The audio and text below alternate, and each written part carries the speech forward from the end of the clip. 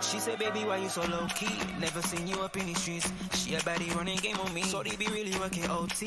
You're tryna get to know me, but I don't wanna budge, no. I can tell that she a freak, it's a freak that she wants, so you know the vibes, it's mine, no time for solos. You already know when I pull up on the curves, you know we have to keep it gangsta for true.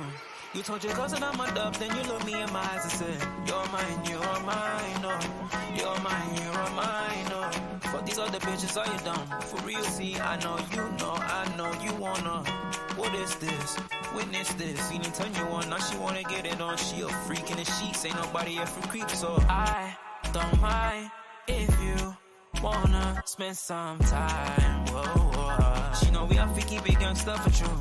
You told your girls that I'm a dub, then you look me in my eyes and said, you're mine, you are mine, oh.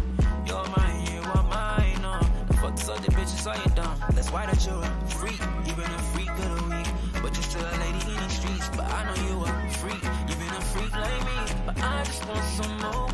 You told your friends that I'm a dub, then you look them in the eyes and said, he's just a vibe, he's that guy, but he made me shy and cry. I wonder why. Oh Lord, she's a freak. You've been a freak of the week, but you're still a lady in these streets. But I know you a freak. You've been a freak like me, but I just want some more. You told your friends that I'm a dub, then you look them in the eyes and said, he's just a vibe, he's that guy, but he made me shy and cry. I wonder why. Oh Lord, she's a. She said, baby, why you so low-key? Never seen you up in these streets. She a baddie running game on me, so they be really working OT. You're tryna get to know me, but I don't wanna budge, no. I can tell that she a freak, it's a freak. It does kill good. We made the decision to play Thiago. But Klopp doesn't change the system. Since Buvak left, he don't want to change from the 4-3.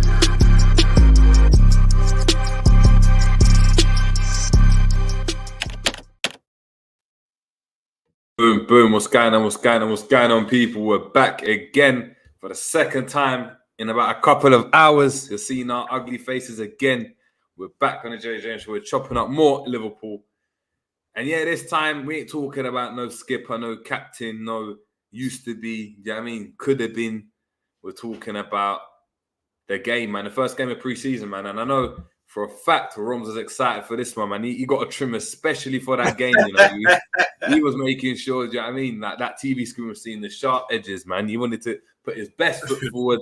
And I know Ram had the tissues out for Szoboszlai and McAllister as well, man. So big up this guy. We got for you guys tuning in. And we've got KLFC, Captain Sal in the building as well. And many, many more. So big up to your damn selves. We're going to get into it, man. But before we do, I need to get Rom's thoughts on just obviously the news entering the game. I know we chopped up in much more depth around earlier. But Henderson obviously not being in a squad, finding out that a 12 million £1 deal has been agreed with Al Ettifaq, sorry. What are you saying, Rom? How you feeling, man? The skipper's gone. You reckon he's going to do another video that like Gerard? I like Henderson. Imagine if he does that. But you know what? Yeah. First of all, there's been a lot of disrespect on his name, me included, and I've come back down to reality the last few days or whatnot. Listen, he was a great captain for us, won everything, but we need to be honest here with the people that are upset that he left and whatnot. It's a life-changing money. There'll be no other suitors that will pay that in European football. Let's just be honest. No one's paying 12, in my opinion, 12 plus for Henderson at the age of 33, and he can't really do what he was known for, what he's been renowned for. So for me, I understand the people that are saying, "Oh, we let two experienced players go," but we should have been doing this summers ago. We know this. We should have gradually did this summer by summer. But I'm for it. However, I don't think we could just bring in two inexperienced / novice type players. I think one. I don't mind if one's inexperienced, but the other has to be experienced. But in terms of the Hendo news, more for him, man. He's been one of our best captains ever. He probably deserves that payday. He's thinking about his family now. The Saudi league's looking attractive at the moment. And yeah, they were literally his only suitor. And with the wage they're offering him, it's a no-brainer, man. And you two know I'm not his biggest fan. So I was I was for it. We do have to be cautious. There's a lot of imbalance in the team now that he's left. And now Fabinho looks like he's on his way. That I will say. I'm not just going to act like it's all rosy. But it's what we do from here on. But yeah, in terms of my opinion, the Hendo thing, I'm for it, JJ, man. I'm for it. So what are you saying then? Quickly, just to summarize, who you bringing in then? You're saying you want experience. Who's out there for you easily that attainable for Liverpool, being kind of realistic? Who's there, man? Who's on the market? Because for me, the market don't look great. It don't look. It great. doesn't. Lavia, man. Lavia. But for me, it's Lavia and Amrabat. I think you've got one player that's literally your typical destroyer. I'm not expecting anything pretty from Amrabat, even though he does. I think his ball retention and his technique is a bit underrated. It's not the best. I'm not going to act like he's amazing, but I do think it's underrated. And then you've got Lavia that does have that great press resistance. He's got great ball retention. He's quite a technician. But for me, everyone will tout out the Paulinas, the Caicedos, and that. Come, just get real, get with reality. We're not going to pay that sum for these centre midfielders. I think Amrabat is feasible for us. I think it's 35 million that Florentino are looking for. I believe he's got 2 years left as well. I think we need to go like for like now. We've let Fabinho go, even in his prime, that destroyer, that dark arts of football that will pick up that odd yellow. I think Amrabat will be that direct replacement. And then Lavia, for me, comes in for youth. And there's this notion that he's inexperienced, he's quite new, but we need to understand it's Euro year. All these players that play for European nations have that incentive to do well. I think he's just going to come in and give his all every game. But that sixth position, because let's be honest, that's probably where he'll play for us, even though I think he could also play the 8, but he's probably better suited to the 6. Let's be honest, it is a different pressure from Southampton to Liverpool in that midfield. Complete different pressure. So I understand people that have their cautions of Lavia, but my 2, Jerry, are Amrabat and Lavia. That are realistic. Of course, I'd like more, but I know what we're like. I know what we're like as a club. We're not going to get the Paulinas and the Caicedos and etc. I know Brown was smiling with Joshua Kimmich come up in the last few days, but for me, wages will be a problem with that because I don't think Bayern would want that much, honestly. But yeah, it's man. Another one apparently as well is apparently Verratti. That's another Thiago, man, bro. We're just gonna have to be worried if he's gonna be fit and whatnot. Yeah, I agree, man. I agree, but we you know, let's bring this brother in, man. This brother in because I know from yesterday's game, I know this was G's reaction watching yesterday's game, looking at someone, and then we'll chop that up later, but.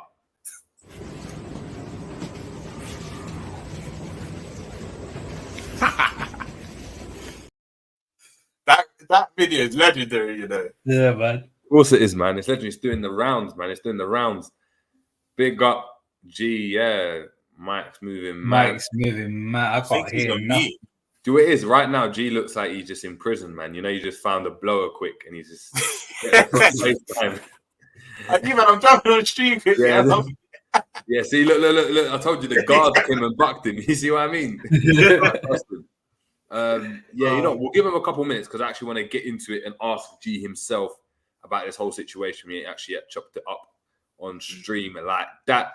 I'll get into the comments whilst we're doing that. So we got Khalid Hussein, big up to Khalid, man, saying Coop Minus is Hender replacement and Alvarez the Fabinho replacement or Fofana or even Mats Vifer. Who's Mats Vifer, Ram? Yeah. That's German. You have to know. You don't. I can see you Googling it. Look at the glasses.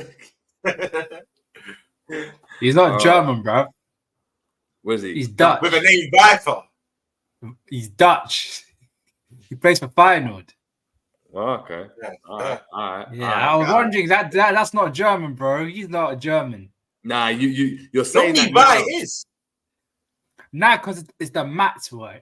Mats is a German name. Mats Hummels, obviously. Viper sounds German, but it's not German. He's not German. He's Dutch. Fairs. We're seeing here KFC saying he's Dutch, good player.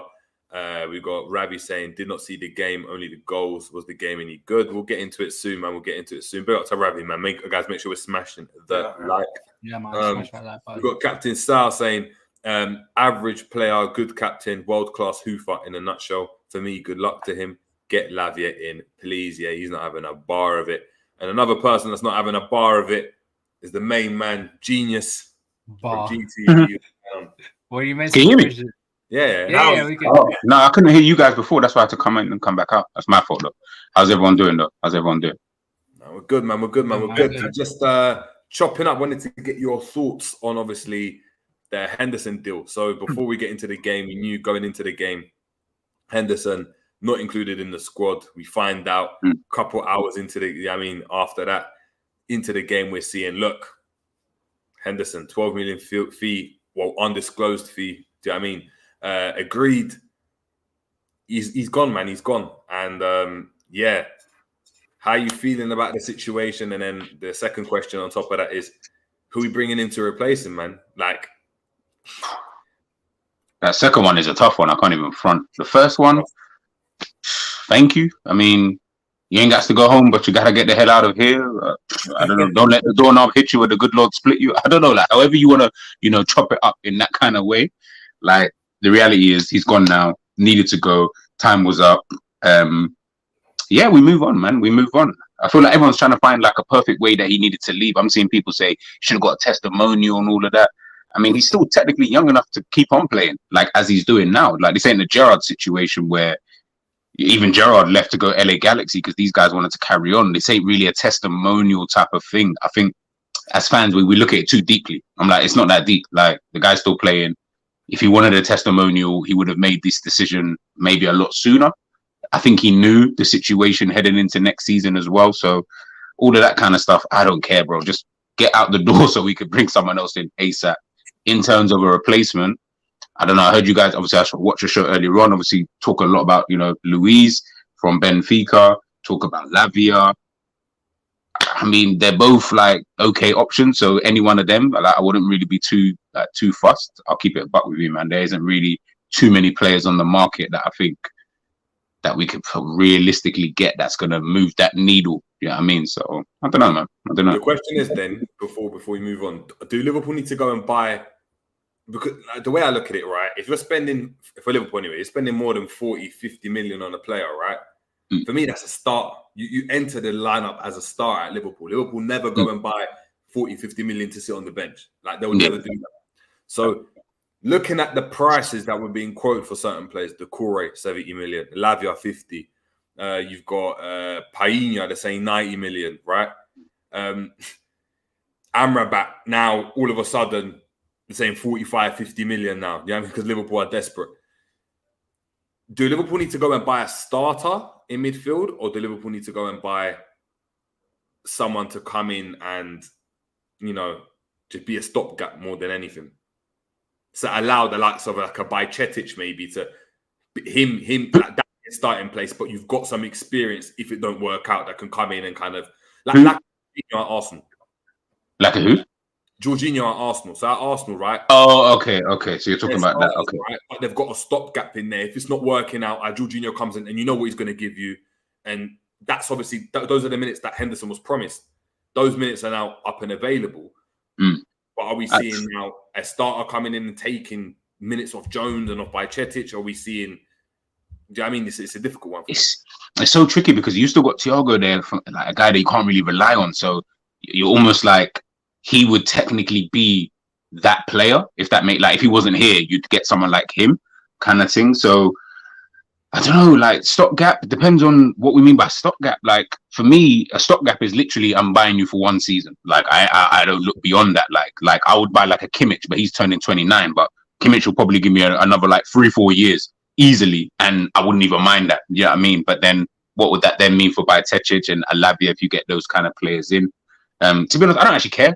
Like, I don't care about Lavia's development. I don't care about Bajcetic's development. Like, if you're good enough, you'll make it into the team, bro. You said it yourself so many times, and it's something that, like, I say to people all the time now is, if you're good enough, you're old enough. Like, we don't talk about Bellingham and start putting him in the realm of, oh, he's only 19, he's only 20. We don't say that about Gavi, Pedri, Musiala, like Foden. We don't say that about none of these guys. But with Liverpool guys, we're always like, yeah, but he's a bit young. People calling Jones still young. Donny's been in for like in the first team for like 5 years. Like, can I just interject quick as well? You know what's crazy? There's a notion that this is just a recent thing. Football's always been like this. If you're good enough, you just play. You just play. You just play. If you're good enough. How many, like R9 broke on the scene, 17, 18? I know that's a different type of talent, but if you're that good, you will play regardless. You'll play, bro. Speak for itself. Yeah, you're spot on. And that's why like a little bit, I don't really listen to this age thing, because the same way we look at the age in how young they are, we look at the age of how old they are. He's all 33. These times I know Benzema could walk into this team right now and still do a job for me. Man's 36. So does the age really matter? like is that just an excuse that we use? Because Lavia's 19, got hardly any experience. Bellingham, as an example, is 19, 20, has got bags of experience. Guess what? He was good enough to get into that team at that time. Do you get what I'm trying to say? So it's just one of those kind of things, man. I think we get in someone who, if the profile of Liverpool is to get someone between the age of like 22 to like 26 or whatever that profile is, then get that. If not, then just pay your 70 million for the Corre or your 50 million for Amrabat and just shut up and keep it moving, man. Like, I just think as fans, we're spending too much time worrying about ages and this and that. Can the guy do what you want to do? Ram might want someone, Jerry might want someone, Ron might want someone for all different reasons. I might want someone. If they do the job that we want them to do in the team, I don't care about your age. Like, I actually don't care. Like, just come in, do the job. If Lavia is the one that people in the chat and anyone out there wants to come, then let's you know what I mean, let's push the Lavia thing. If it's anyone else, fuck it, man. So it is Lavia, because obviously we're losing 2. I assume you'd still want 2 to come in. Bro, I wanted 4 midfielders before the Henderson or Fabinho even left. So you're still on a 14 then? Bro, I've been on I never understood why we wanted less than that. Like, people were telling me, but we got too many. I was like, yeah, but look at the shit ones that we've got in there. I'm not on that. G wants like 90 players into the team, man. Bro, it's not even about having 9 players. It's about understanding the manager that we've got, the regime that we're under. We're a manager who's not really adaptable, so he's going to keep picking the same players. On top of that, those same players are going to keep getting injured. When they get injured, I'm tired of seeing Elliott. I'm tired of seeing Jones. I'm tired of seeing these guys. Like, I need to see. The reason why G's logic is spot on, because even if it is bloated, the way we play, how many injuries do we get? The massive injuries we get compared to the other team, it is ridiculous. So people are like, oh, there's so much midfielders. You know, 2 or 3 are going to break down early doors anyway. That will give the other 2 or 3 time to come in and their work. So I've never been against the bloated midfield. I actually haven't. If it were any other team, if this was like, as an example, Manchester City, the reason why they don't need that many midfielders, they don't pick up injuries like that. When do you see them have 6 injuries to key players, Diaz, Jota, Thiago, Henderson? It doesn't happen over there. Over there, it's like Laporte might get injured, or maybe De Bruyne is out for a few games. Like, here, it's everyone gets injured like roughly the same time. Bro, I need quality. Like, and we can't keep saying, yeah, Bajcetic, he's 18 years old. He looks great in midfield. No, he didn't. He was just the guy who ran around the most. He just looked good because our midfield was so shot. But if we deeped it, none of us are really having Bajcetic in the midfield for shit. I can promise you. From when we're looking at Lavia and we're talking about Lavia being someone who can come in, yeah, and that's when I know it's just long. That's when I know it's long. JJ and I disagree about that Curtis Jones thing, though. Disagree what you want, bro. Like, that's up to you. JJ's better. Now, I disagree about the Jones thing. I think Jones can still offer something to this team, man. Yeah, it's a squad player, 6 squad player, like, as in dope. Yeah, I mean, I don't want to see him start next season, but yeah, it's a 6 squad player. You don't think but it depends what your expectation is, G.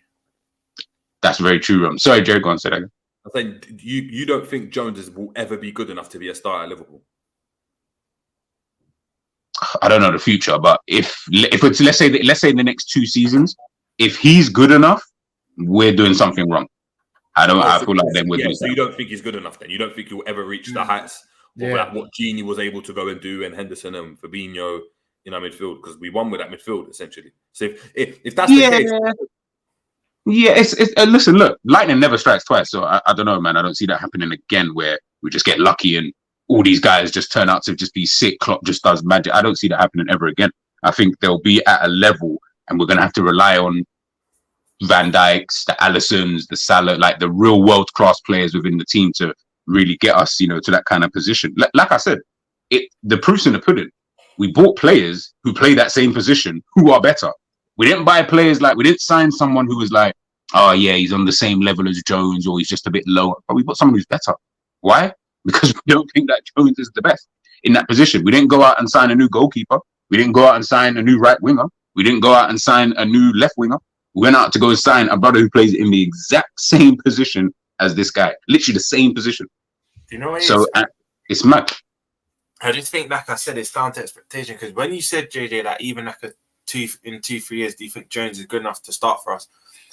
If we are consistently, I don't know, a top 4 to 6 team, I'd hear it. But if we want to be challenging, and I rate Curtis Jones, I've never really been one of these guys to diss him.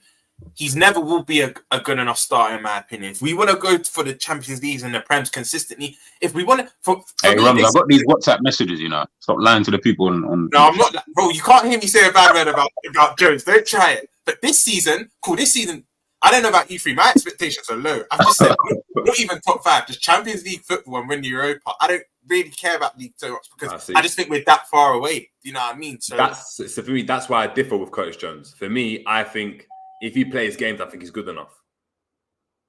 That's my opinion. Fair. So you rate him.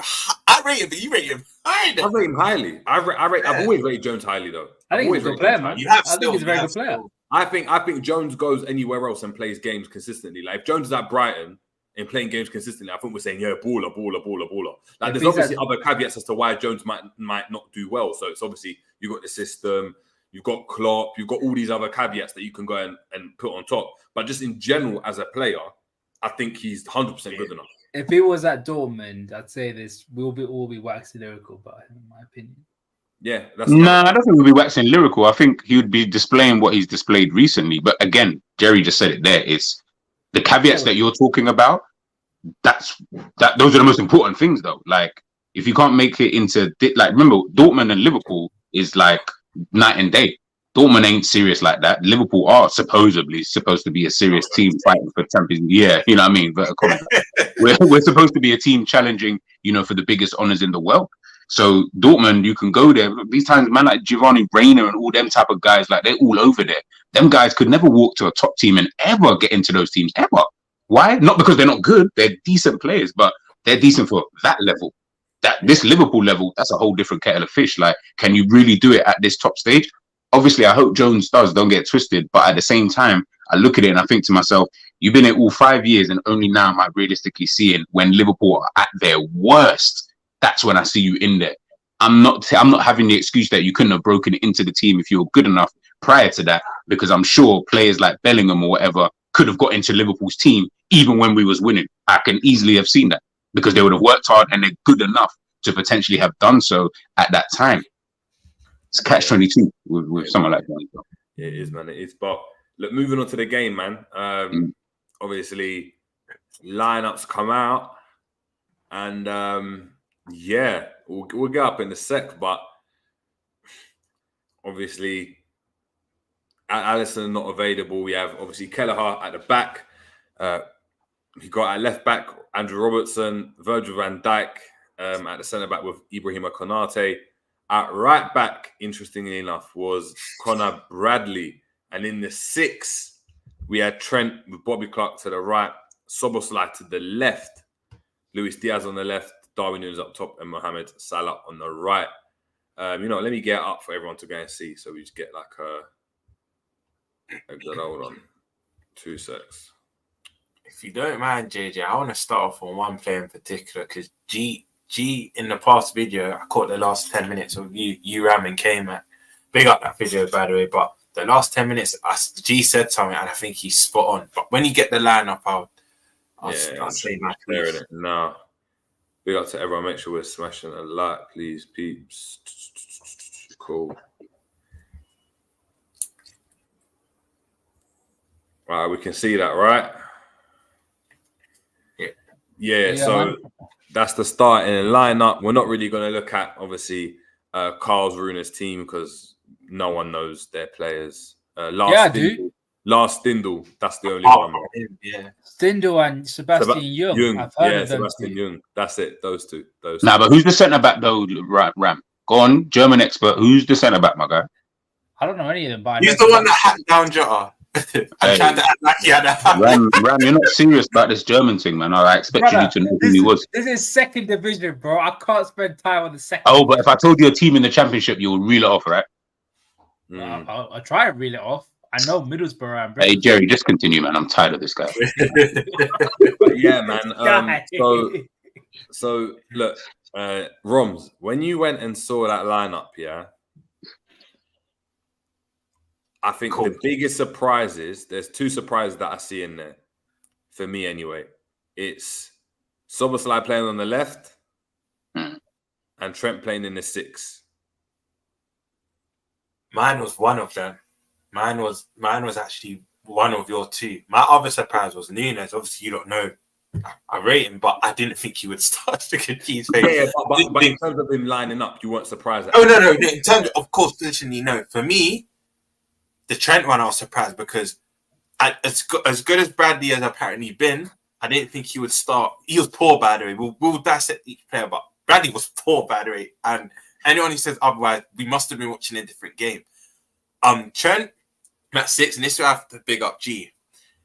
Because he's a Scouser and he's one of our own in that, we're overriding this. He was average at best. Wow. Was I missing anything? Trent. Sorry.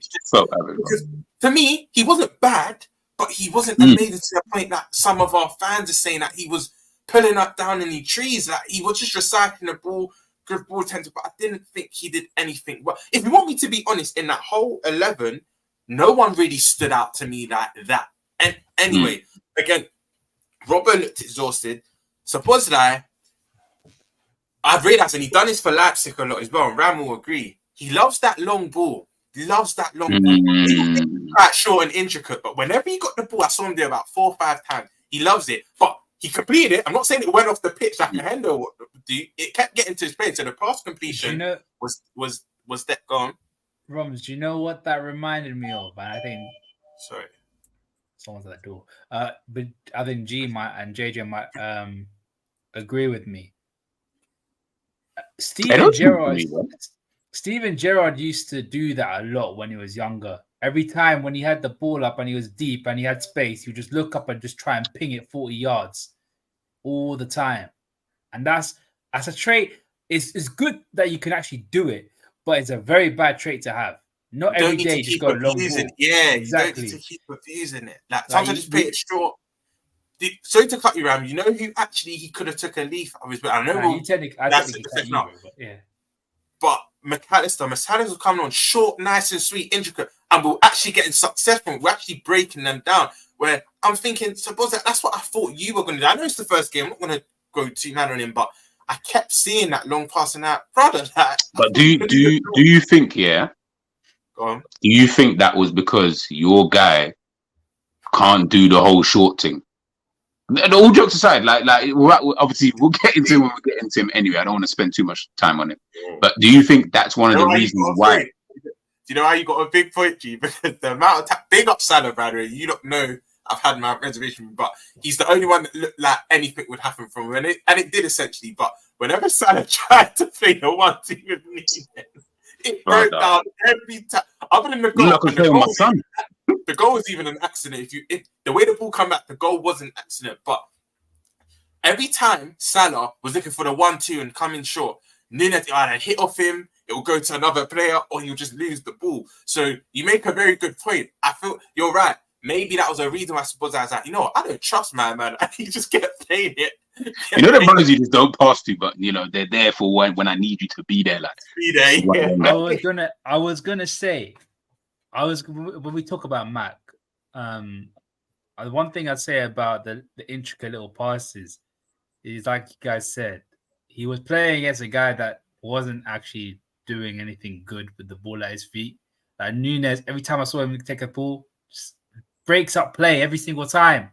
Every single time. And I don't think Szoboszlai was like, yeah, I'm not about to do that, man. I'm just going to kick it long and you just run onto it and then we'll see what happens. So it's like, they'll wait there, bro. Yeah, Szoboszlai has been thinking. I don't want to laugh here because it's the first game pre-season and that, but it was just jokes. It was a funny game. Szoboszlai's been thinking, bro, I've been feeding into Nkunku and Omo that can keep No. Roms. I'll go one better. He was like, bro, you're like Timo Werner, bro. I just knock it long and you just go. No, long, yeah, bro, you just bro. chased it. Yeah. Even Poulsen ran before he got injured. He's quite tidy with the ball at his feet. Yeah. But now I was like, you're like Timo Werner. Do you know what it is with me? Like, I hear the calls on Trent in terms of like he weren't like amazing. It wasn't like an amazing game, but he looked comfortable in the DM position. Now, yes, we were playing Karlsruher, but in my opinion, it will get the stats up soon. There was about 3 or 4 times where he made recoveries and won the ball back. Yeah. There was a few times he went and covered Conor Bradley, and you spoke about Conor Bradley's performance as well. He was in a midfield where he only had Szoboszlai really as a senior midfielder. He's there with obviously Bobby Clark as well. And I think what it opened my eyes, because I've been adamant and I've said it before, I didn't think you could go and play in midfield necessarily. I didn't think you had the awareness to play back to goal and all of that type of stuff. And the 8 is obviously a position where you've got to do that. But in the 6, on the ball, there's not many better. And when you think of like deep line playmakers that have existed in the past, like a Pirlo as an example that's played there, and I'm not comparing the 2 players, I'm just using them as an example. A Pirlo, even like a Busquets as an example. Busquets weren't no destroyer at the back. But one thing that he was able to do is use his IQ to go and pass the ball really well. And I think there was a few times I saw him and Szoboszlai link up very, very well, and play small little intricate passes around the team and break them up. And I liked the positions he was playing. I think what was interesting, though, was Klopp coming out and saying, in that first half, everyone was it seemed as though everyone was like, yeah, give the ball to Trent and see what you can do. And I think you could go and see that. And that's why I go and talk about and say, look, that performance is actually quite good because the onus was on him to do everything. So it was Bobby Clark gives the ball to him. Conor Bradley's giving the ball to him. Ibrahima Konate, we know he's not good on the ball, was giving the ball to him. Verge, he's either giving the ball to him or he's spreading along passing to Salah. Everything had to come through him. And then you had Szoboszlai that was the only other outlet that was there. And I think, considering it was their first game as well, I think both of those players did really well. And I think that game, if I'm putting myself in Klopp's shoes and I'm putting on my Klopp hat and I'm in that Klopp mindset, he's looking at that and thinking, you know what, potentially, and I don't know what you guys think of this, we might need to get 1 DM as opposed to getting 2 DMs. And if we get 1 DM, we can actually rotate him and Trent in that position. Who plays right back then? Apparently, Liverpool are interested in getting right backs. That was what I've been seeing on the socials today. But there's also the right back that went and played in the second half, which obviously we'll talk about, who played that ball in to Jota for Gakpo's goal. So, adding on to your point, right, which we spoke out the back end of last season. I think if we're going to play Trent in this 6th role, just keep him there. I don't want it to be a thing where we're 6-7 games into the season and we try and put him right back in, because one of my worries were, and I do hear what you're saying, as in, I was with you. I wasn't really for him playing in that central role. But what I did see against Carl, however you pronounce the name, he had that natural 6 tendencies where he kept scanning his mirrors. He was popping one around the sides. He did look very comfortable. However, against your Cities, your Arsenals, your Chelseas, your Uniteds that are going to swarm him, I still believe he will get caught out. That's just my opinion. His awareness looked good yesterday against a second-string German side. However, the only way he's going to become accustomed to that position is by consistently playing him there against the better teams. Yeah. That's why I would rather... I don't want to... Because I have a feeling... Would we all be surprised if you see Trent playing 4 games in a row, then City and Arsenal come back and he's like, you know what? Actually, I want to put you right back again. Wouldn't you not be surprised if Klopp keeps switching, chopping and changing with him? I don't think he'll just consistently play him in that 6. And that's my worry. If you're going to play him there, stick with it. Just stick with it. I can't say take that gamble, but don't keep putting him in that right back role. Go out and either sign an out right back or kind of make do with what you have. Because for me, Conor Bradley's not good enough. I've been seeing some fans saying put Gomez right back. Gomez in his first 5 minutes when he came on, did you still see what happened? He had the ball, player nicked it, and then on the break, I just think he's done. I tried to back Gomez. Centre back, he's been done, but I said, you know what, right back. If Trent goes in midfield, maybe if we don't go out and buy one, he could be a solution. No, he is just done for us, in my opinion. So who But, go on. on the right back combo? Yeah, who would you lot ideally want to get? Pavard. Easy. Yeah, if it's I not have to Pavard, pick up like Cal. Frimpong or something like that. You know who I'm going to say, Ram, and I've got to big up Cal from Coffish for this. When he said it, I thought, you know what? You know who I'm going to say, Ram, but Kyle Walker-Peters, I can hear it. As well. I can hear it. Please. I can hear it. I can like actually hear it. Yeah. Yeah. See, look, everyone's got. You know what I'm saying, look, we're all looking all the right backs that we want. Wait, G, how about both? How about both? No, I wouldn't sign. I wouldn't even sign two because then you'd have to sell Conor Bradley. Like, and Liverpool not going to do that. I just don't see that. Not to play right back though. Gee, you know why you killed me? Because the minute I said it, you thought, yeah, decent, but is he good enough to win? Yeah, it's the first thing I was thinking, but I just thought, bro, you know what? But this is why I love it, because it's like we're all looking for different things, I guess, within the players that we're looking at. Jerry said Pavard would be my first choice. Like, literally, that would be my first choice. Kyle Walker-Peters, he might be like, I'd rather get like a Frimpong because he's a 10 times better version of whatever Kyle Walker-Peters is.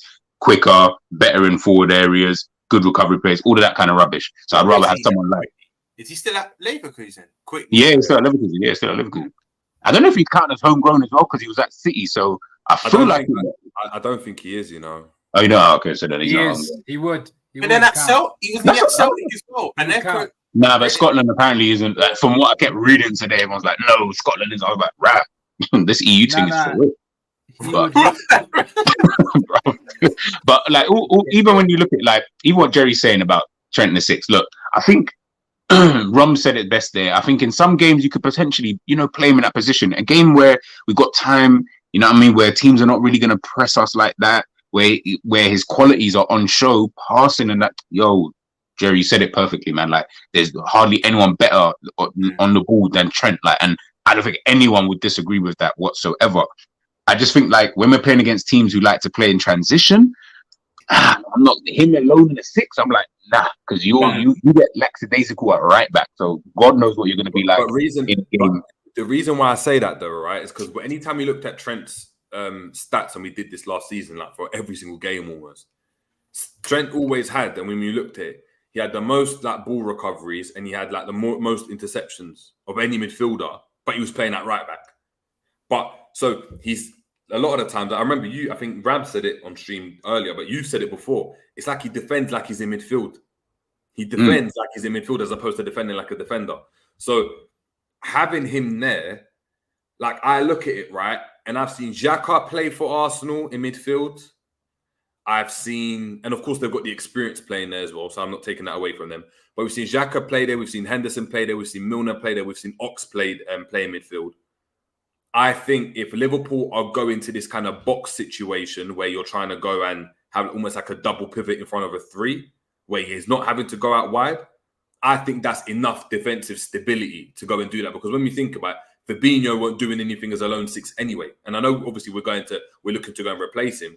But if you go and get a midfielder that can go and play in a double pivot, as an example, or even have that situation where you've got like a Pavard that can come into midfield just like Stones does at City, or you got whoever that can just go and do that.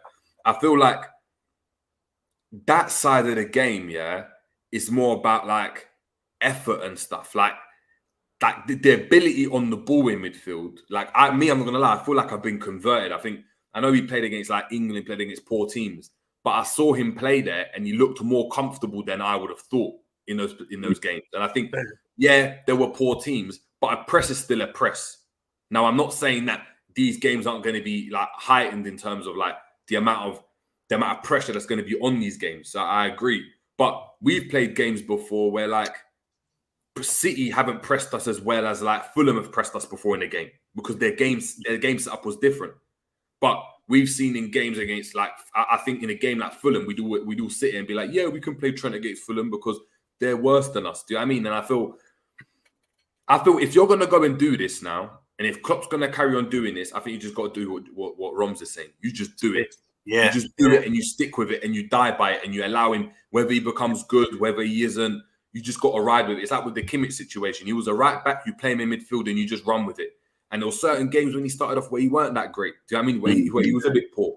You allow him to go and play out because otherwise, moving him back into right back and then midfield. Yeah. He was going to get a Kimmich jack of all started- trades type of player, like a Milner that can spread The a thing pass. is, Kimmich started off as a midfielder when he was playing at Stuttgart. Then he moved to Leipzig as a midfielder. Only when what's it called? When Bayern had so many midfielders that they needed a right back, and then he moved to right back. So it's a bit different in that situation, but I hear it.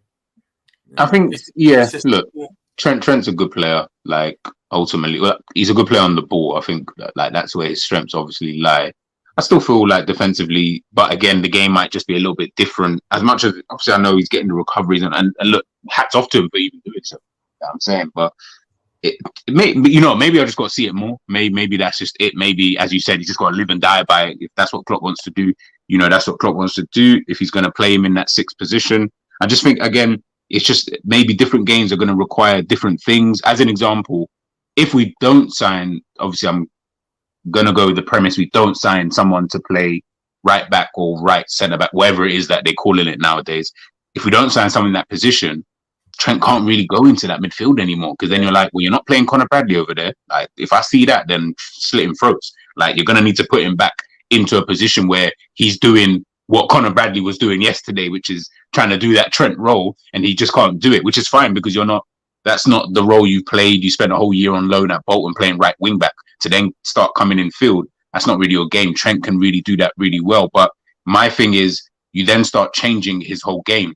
Yesterday, as much as Klopp was saying that everyone give the ball to Trent, he was ineffective. Didn't do anything. There was nothing really, in my opinion, actually went through him. We just kept giving him the ball, but nothing was going through him.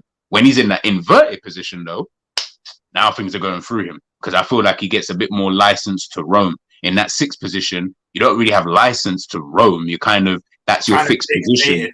Yeah, you're fixated in that position, but maybe that's why you get McAllister and Szoboszlai into the team. Let them do the whole. So yeah, you know what? It could work, man. Like, I'm not against any of it, to be honest. Whatever works, fuck it, let's run it. Because I got a sheet now, but it's literally just an echoing what pretty much all of us are saying. I think I can just see Klopp, once we play against the other top 4 or 5, him kind of reverting back to tight. Like, I need to go back to what I know and put him Trent at right back. The only way, because the thing, I'll be patient with this now. If Klopp decides I'm just keeping his my 6, that odd bad game you speak up, Jerry, I would expect it. And then when it happened, they're like, you know what, cool, but we're trying it. This is your new position. You have to become accustomed to it. And all that will happen, hopefully, practice makes perfect. If he plays against them high pressing and the better team, he should become better in that role. Because the first time, maybe he might become unstuck and have a mistake. But by the time he plays the back end of the season, he's already played multiple games against the top 6. I'm used to this now. And I can kind of see it now. I'm still not 100% for it, but I think if you're going to do it, just do it and stick by it. But man, I'm going to continue watching this on the train. Big up yourself. You lot smash them like. Appreciate love. Before we quickly move on, just before you move on, if you had a choice between him or, as an example, let's say him or Tchouaméni, just as an example, who would you rather put in the 6th position? Tchouaméni. No, see, like Tchouaméni, I'm picking there because I feel like he's a player with a massive ceiling. Like, this is a player that Real Madrid have gone and Sky. Like, he played in the World Cup. Like, he's a big boy player. But like, I'm gonna be honest. If you chuck Doucouré there out at me, like, I'm just gonna be dead honest. Like, I'm not really feeling that. We don't want to hear it, man. Like, I'm not really feeling it at that point. Are you man ain't feeling Doucouré now? No, not really, man. Like, man, GG, we're talking about 60, 70, bro. For him. Yeah, bro. M's for Doucouré. Like, hey, people in the chat, well, you lot not feeling Doucouré now? Yo, what, Doucouré, 70 million? You don't think that's a good deal? Yo, you lot crazy, man. Just because he plays for a South London club doesn't mean that he's that good, bro. Come on. Yeah, so it is. Like that's what it is for me, because I'm looking, and on the ball, you're not going to get better than him in the DM position. You're not. So the defensive side of it, like Fabinho, for me, when I look at it, right, and we look at his stats defensively, and shout out for Tifo Football for this, they were good when Liverpool's press was on. When Liverpool were pressing effectively, Fabinho was at his best. As soon as Liverpool's press fell off, it weren't like it was any like Claude Makelele that was able to just eat up, or like a Kante that just covered bare ground and was eating no matter what. It doesn't matter what you man are doing, I'm still going to eat. In the defensive side of things, he was poor. It got to a point where even a single pivot for him didn't work. Do you know So why? I'm looking at it and I'm like, Trent's got more legs than him because I've seen him. He carries more, he covers more ground than him per game anyway at right back. If he's playing in a DM position, it's about him getting to the ball first a lot of the time, mopping up and clearing up. Then on the ball, he's better than Fabinho. I'd rather have a Trent in the 6th than having like a Doucouré. When you look at his passing stats, he's in like the 53rd percentile. Bro, it's just the passing stats are terrible and the defensive stats are great. Don't get it twisted. He's amazing from a defensive standpoint. And he spoke about it before. You know, he plays for Crystal Palace, so they don't really direct how they play. So there's context. But Trent's one of the better players on the ball. So if you can go and have a player there that can cover ground and is that good on the ball, I think you're better off doing that instead of going and getting like a B tech or a C tech or a C option that you weren't interested in. But listen. Whoa. Oh shit. Oh shit. No, but do you know what I mean? Do you know what I mean? No, bro. As in, just before you go, Ram. Yeah, is like I'll just say it quickly. Everything you're saying, I'm so happy you're saying it, but then I'm also hoping that Klopp don't watch this because then I feel like he's gonna look at it and be like, "Nah, man, we're good, bro. Man, I don't need to sign no one. Like, we're good. Like, we can just carry boom, boom, boom, boom, boom." But everything you're saying is the same things that us as fans should be like. You guys should listen to what Jerry's saying because that's the reality of the situation. Instead of everyone's looking at these defensive sets. All I'm hearing is we need the destroyer. We need like, I don't know, like a Makalele, Essien or something. I don't know. We need someone like this. And I'm like, do we? Like, do we really need someone like if that's what you want? That's why I asked about all these other players that that everyone's looking at. Is if that's what you want from a player, then then you get that. But do we really need that? Trent could be easily fine in that position, or anyone else could be as fine. Like, we don't necessarily need a brother who 99th percentile for defending, but these times your passing is all in the 10th percentile. And I'm like, well, so that means you can't even have like João Palhinha. His defending absolutely one of the best in Europe, if not top 3-4 in Europe. Ask the brother to pass a ball. Yeah, see now it's looking all spooky. Do you get what I'm saying? And that's not because he can't pass the football. It's just that's just not in his game. Do you get what I'm trying to say? So what Jerry's saying, what I'm saying, people, is we need to stop getting all gassed on these hipster names, man. Like, too many of these hipster names are being thrown around, bro. Like, just find someone that works, bro. Just find someone that works. You don't need no Blair or whatever. Just find someone that can work the system, man. Like, that's all it is, man. If it has a certain job, just find the right player that can actually do the job. We don't need to find no next level Regista or like a Jorginho or like someone like that. Just get someone that can do the flipping. Well, man, they're playing too much football manager, bro. Like, they think this shit is real. I'm like, yo, football manager is different, you know. You can't just, I mean, like, you could play anyone in these positions, they'll be all right. Like, you need to make sure you're patterned up properly in the Klopp system. So, obviously, the other thing that obviously I mentioned, obviously you guys can obviously chime in afterwards. I was surprised, although I wasn't surprised because I thought Klopp would do this anyway. We saw it in the training videos. We saw Szoboszlai line up on the left, McAllister on the right in training games. First preseason game comes along. Szoboszlai and obviously McAllister don't start the game, but Szoboszlai, obviously McAllister played on the right for the game, but Szoboszlai plays on the left. Now for Leipzig, he's played predominantly on the right-hand side of midfield. I'm going to try this one at G, man. What are you telling me? Because you were adamant. You were like, nah, he's going to play on the right. You know, he's coming to take Henderson's spot and do this. It's looking to me like he's doing that Jones role right now. Do you know what I mean? Well, it's tricky because it's like he starts on the left, but he ends up most of the game on that right-hand side behind Darwin Nunez anyway. Like, he's spending most of his time because they're playing with the 4-3-3. It's like he's just kind of like float when I was looking at like the heat maps and stuff. So I was like, okay, cool. But you're right. He is starting the game mostly on that left-hand side, you know, cutting in, etc., etc. So I'm like, yeah, see, look, on that right-hand side. Do you get what I'm trying to say? It's like, why is he on that right-hand side? This is why they get this. This is why Robertson and that just pissed me off at times, because I'm just like, I feel like you're messing up the system and how we play, kind of thing, because you're occupying positions that I feel that maybe Szoboszlai would have stayed in, kind of thing. You know, Bobby Clark, whoever else in there. But Szoboszlai, I think you're right. I think he floats. I think he'll be someone who can just kind of shift from either side, whether it be left, whether it be right. And then from what I then obviously we'll get onto him later, what I then see of like McAllister, he seems like a player. I don't want McAllister dropping deep at all. Fuck that. Get McAllister in and around them strikers. Let him play around them, man. Then he can play the football. Szoboszlai seems like Klopp will trust him more to do the defensive work. So the busybody in midfield, but can play the long pass, as Roms or whoever said it before about how many times he's trying to hit that ball. Maybe and Szoboszlai, as you said, because he could play off that left, he can play off the right, play through the middle.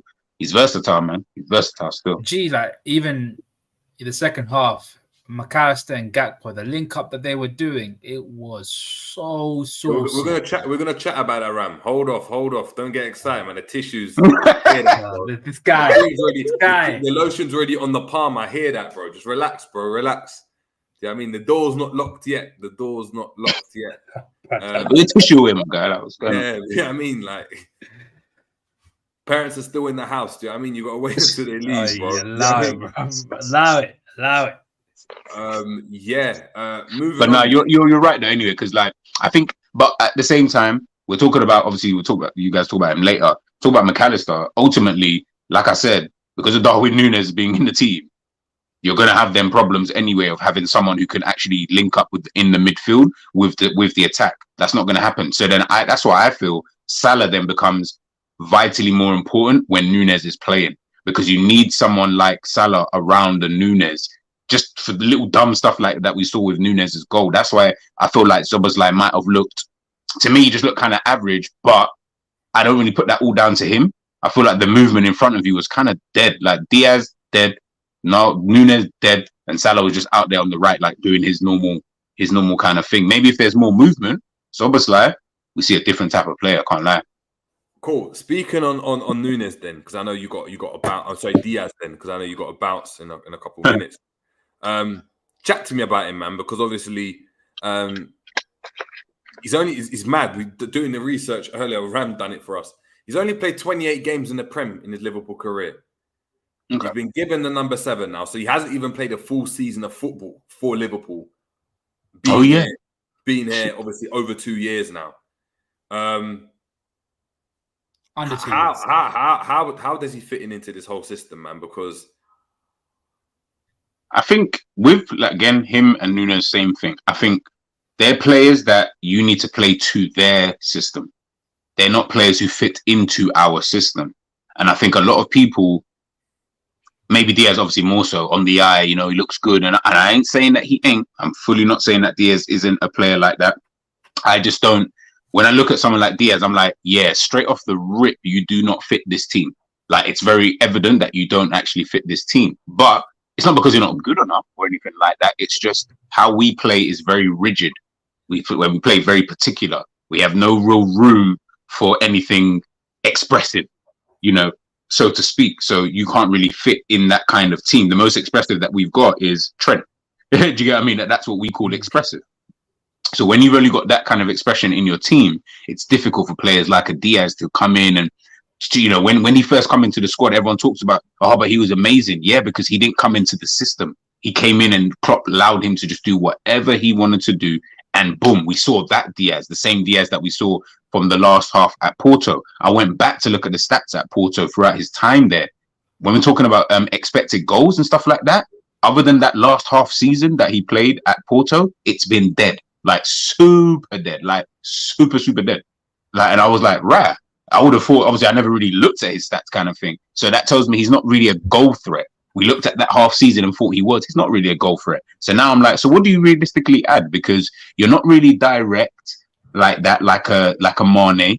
I'm not saying you have to be Mane, but in this system, you kind of need to be like the guy who was, which made the system function so well. And he doesn't do that. He offers us something I think would be fantastic in certain games and coming off the bench. But as a starter, like we're playing Chelsea tomorrow, he can't start the game, bro. Like you'll get locked up all day and every day on Sunday, like, every day. Like it's just not going to work with you. So I think off the bench, teams are tired.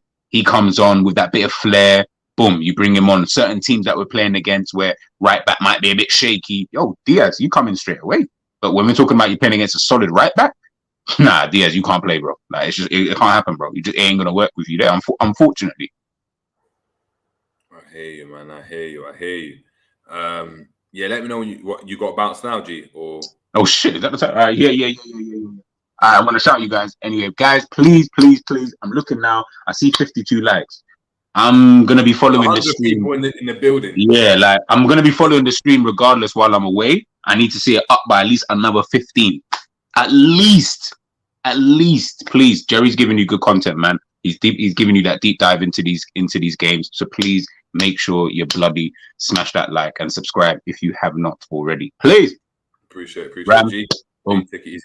Peace, Love. man. See you now. Yeah, man. So obviously Diaz,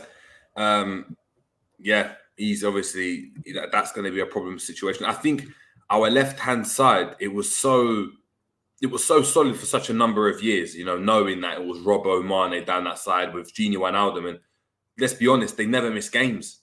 Robbo doesn't miss games like that. Mane never missed games, and Gini didn't miss games. And as a result, they were so symbiotic in everything that they did. It was like Robertson overlapped, Mane just naturally would come inside. When Mane would go outside, Robbo comes. Do you know what I mean? Does the underlap as well, and obviously you had Gini there that was just combining everything. And I think since Gini leaving, Mane then moving into the middle, that left-hand side's become a bit disjointed now, and we don't really know what to expect of it. 100%. It's like, I've said this before. I feel as though Robertson and Luis Diaz don't really know what they're trying to do together.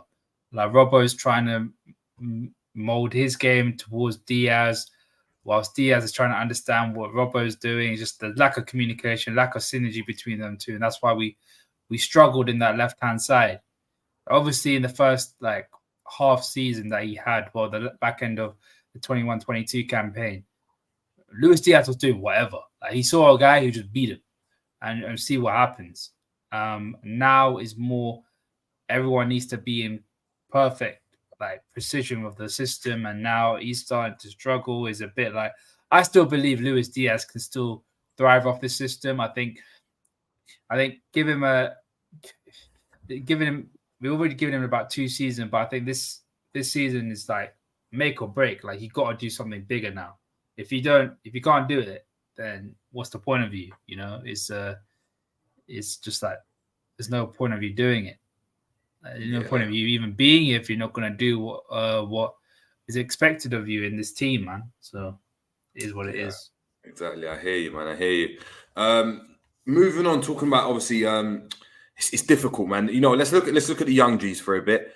Kelleher, I think we can speak for both of us. Really, really comfortable in the ball.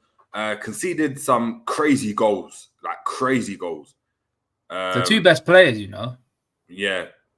On paper. Yeah. So, yeah, good goals. Looking at Connor Bradley then, at right back, obviously asked to do this kind of inverted role with Trent, allowing Szoboszlai to kind of move and float around, which Jones was able to do.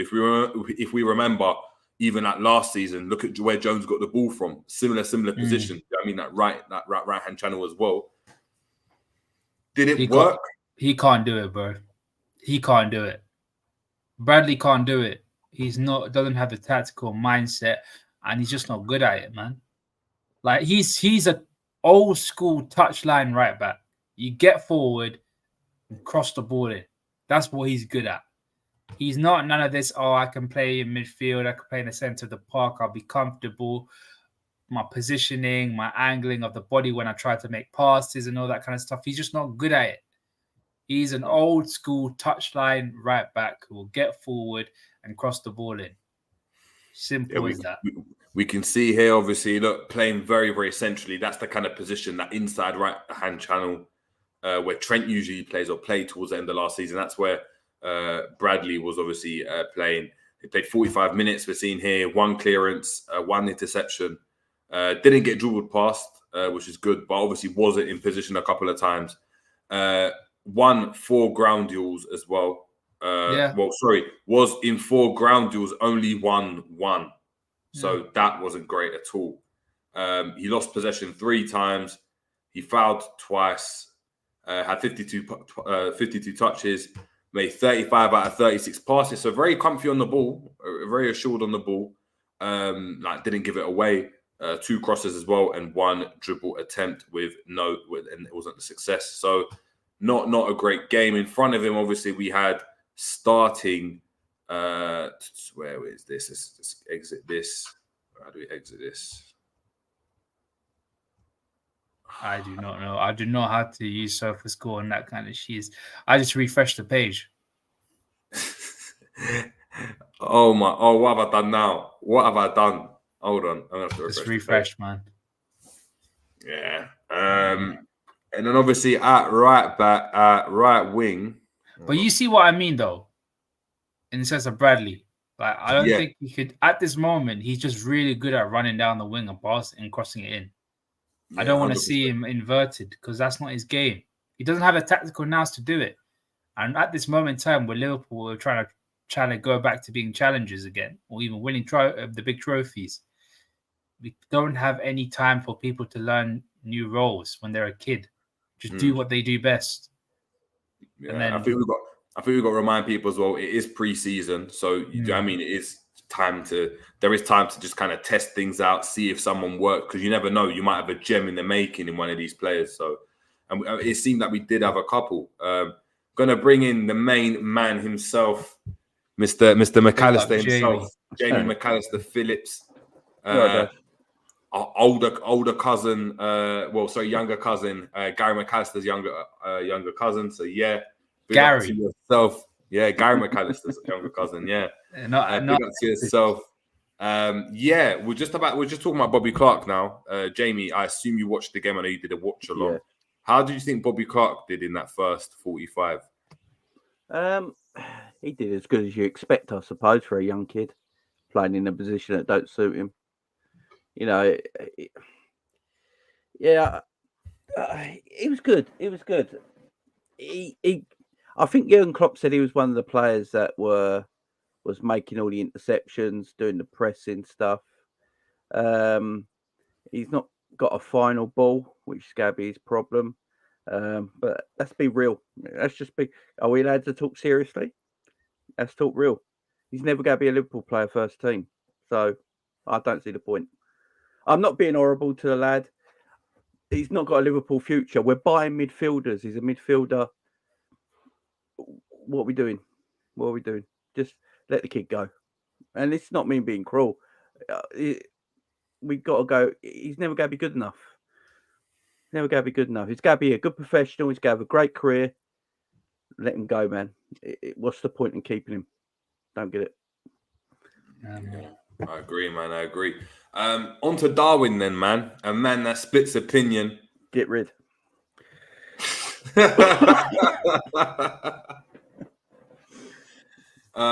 Darwin Nunez. Look, got a goal. I think. Look, we're gonna have to let's look at the stats, man. You're seeing here. So played 45 minutes, got 1 goal, 2 shots on target, 1 dribble attempt, no success with 16 touches, 8 out of 10 passes. He was in 1 ground duel, but didn't win any, and won 50% of his aerial duels, going up for 2. Made 1 clearance, and that was about it for his 45. Looking at the shot map, that's obviously where he took his goal from. It was a good finish. I mean, Jamie, simple finish. Chat to me about Nunez, man. Look, all last season I was praising Darwin. I still like Darwin. I think Darwin can be a good player. I just don't know if it's ever going to work for Liverpool with him at Liverpool Football Club at the moment. He passed to Mo Salah in the box. I still can't. I still not got over it. I've still not got over it.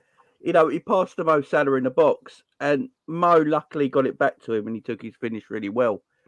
There's an issue with Darwin's game that I think Darwin is actually trying to work on, and that's his defensive game from a forward position that Klopp wants him to work on. And you can see he's trying to work on it. But the problem is, it's not natural to him, and I don't know if it'll ever come to him the way Klopp wants. Because you see the difference when you have strikers that are techie, can hold up the play. You see the difference when Gakpo and Jota are playing to when Diaz and Darwin are playing. There's a massive difference. You know, we keep the ball further up the field. Our counter press works because we've got forwards that can defend from the front and keep the ball. Now, I think Darwin could be an excellent little player. I really, really do. His confidence has taken a knock because I think Klopp's trying to get him to be a striker that he probably don't want to be. You can see what Jota wants to be. He wants to play give and go and get a shot off. That's what he wants to do. Give and go, get a shot off. Give and go, get a shot off. Get in the box for a tap in. That is what Darwin wants to be. But we ain't going to play to his strengths. We never will. We never will. Now, he could have a decent career at Liverpool and get 10, 15 goals every season, playing squad rotation. But in reality, Darwin will probably feel like he should be playing every game, every week, being the main man. And I just don't think that's going to happen for him at Liverpool. And this is not a knock on him. As I said, I think he's going to be a good player. You know, I just don't know if it's going to work at Liverpool. The difference between him and Cody Gakpo is night and day. It really is. Cody Gakpo we bought in January. You know, this is Darwin's second pre-season with Liverpool. This is Gakpo's first. And Gakpo looks more settled down. He understands what the manager wants him to do. The manager's more happy with him because Gakpo can keep the ball high up in the pitch. He can play with his back to goal. He can score. Who's the better finisher between Gakpo and Darwin? It's up for debate. It's up for debate. It's not clear. It shouldn't be a debate. And it should be a debate. The best finisher is Jota out of everyone. But and then Klopp gives Darwin the number 9. And then Darwin's probably thinking, well, I'm the main man. And then I don't feel it, Jerry.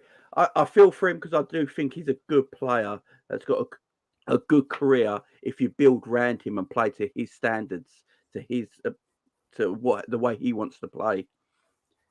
Klopp is trying to make him play Liverpool's way. We're not adapting to him. It's as simple as that. And because of that, I just don't think Darwin will ever have the massive success he maybe should have. Do you think then, just to play devil's, I was kind of just put a question out there. Has Klopp given up on the Darwin Nunez project by signing Cody Gakpo in the January? You know, with Cody, I think they signed him because he was available and they thought he was a good talent, so let's go and get him. And then when they got him and played him in that 9 role, I think they were shocked how good he was. And now you look at him and it's like, it's not Bobby 2.0 because you can't replace Bobby like that. But it's as close as you're going to get to a Bobby-like player in the way Jurgen Klopp wants to play football with Liverpool. Especially, you know, Klopp talks about it all the time. He's never going to change. Formations might change and things like that. But the system and the tactic is counter-pressing. And it always will be. Who would you guys rather play counter-pressing with? Darwin or Gakpo right now? And Gakpo's the answer. Because he holds the ball up in higher ends of the pitch and can win the ball back in transition.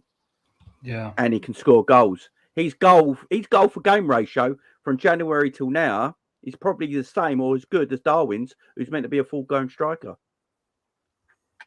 And he does the dirty stuff that Klopp loves from his strikers better than Darwin does right now. So again, this is not me hating on Darwin, because I said Darwin will be a fabulous player in any other team when you play to Darwin's strengths. We're asking Darwin to play to the way we want to play and changing him and trying to coach him to do stuff that he might not be ready to. And that's why I'm confused why he's got the number 9 shirt and not Cody Gakpo. Doesn't make sense to me.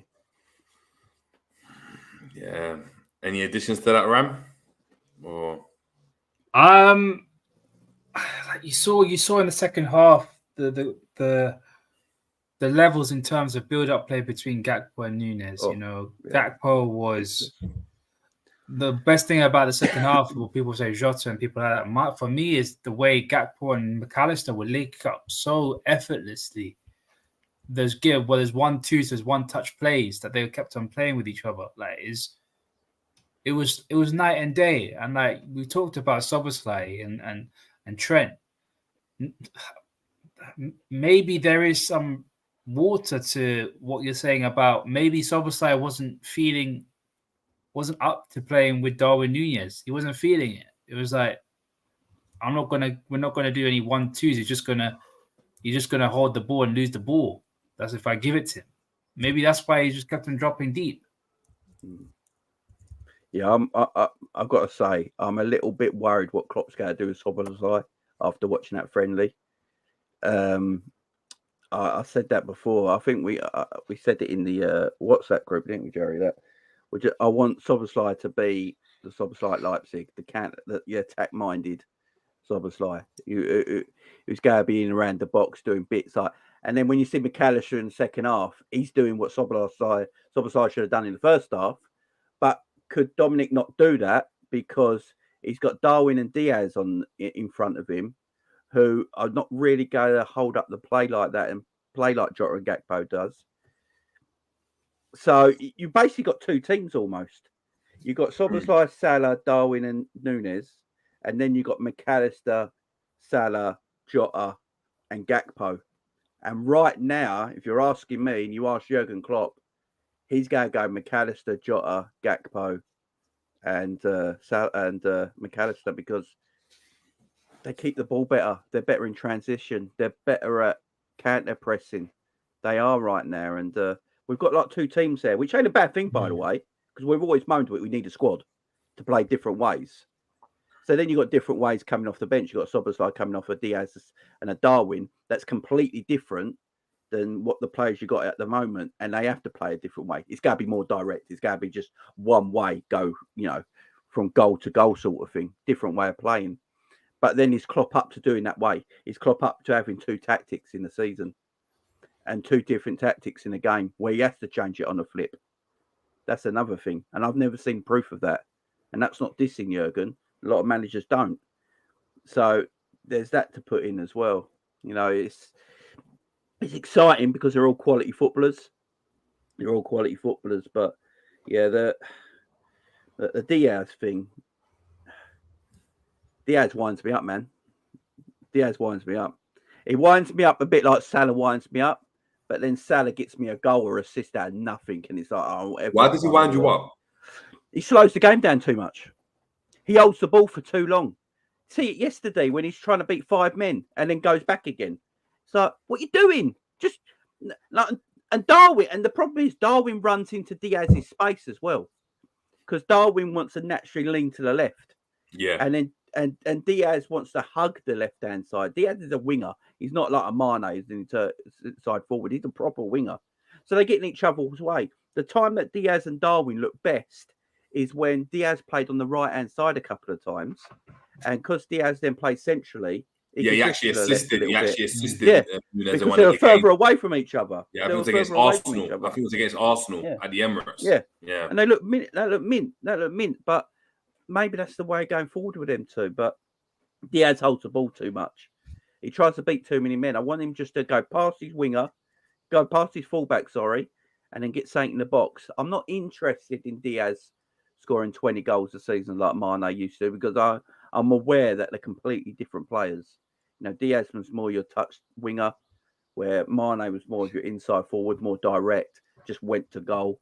I want Diaz to just be a winger, man. I'm happy him getting 15 assists a season and a few goals here and there, because I know Jota will score a bucket, Gakpo will score a bucket, Darwin will get a few, and Salah will do his normal bit. So I'm happy with that. It's when people start comparing. Let's not compare. Let's just look at what we're seeing right now. And Diaz, it might be that he's never really had a full go at Liverpool yet since he arrived, and that might be the reason. But yeah, after watching Jota and Gakpo together, and this weren't even yesterday, guys. Go back to the end of last season when Jota and Gakpo played together. That link-up play between the two of them, they got natural chemistry. They just have, and yeah, it's tricky for the manager. but it's a good thing for us as fans because it's at last we got players we can do different things with for once, you know, and they're all good footballers. So it's good for us fans, but the manager's got to work it out what's best for the club. Yeah, definitely, man, definitely. Just looking as well at obviously we made wholesale changes at half time. Kelleher came off for Vítězslav Jarosz. We've got obviously Simicast that came on that left back. We need to have a conversation about him, JJ. We will do, don't worry. Just going through the team first, everyone knows. We've got Joel Matip playing at centre back, Joe Gomez and Jarrell Konza as well, making up the back four. We got Callum Scanlon coming on for Robertson. We got McAllister, who came on for Szoboszlai. Cody Gakpo for Diaz, Diogo Jota for Nunez, and Ben Doak for Benjamin Doak. And there was also James McConnell and Louis Kumas who came on the 79th minute. Jason Kumas' kid, ain't it? Yeah.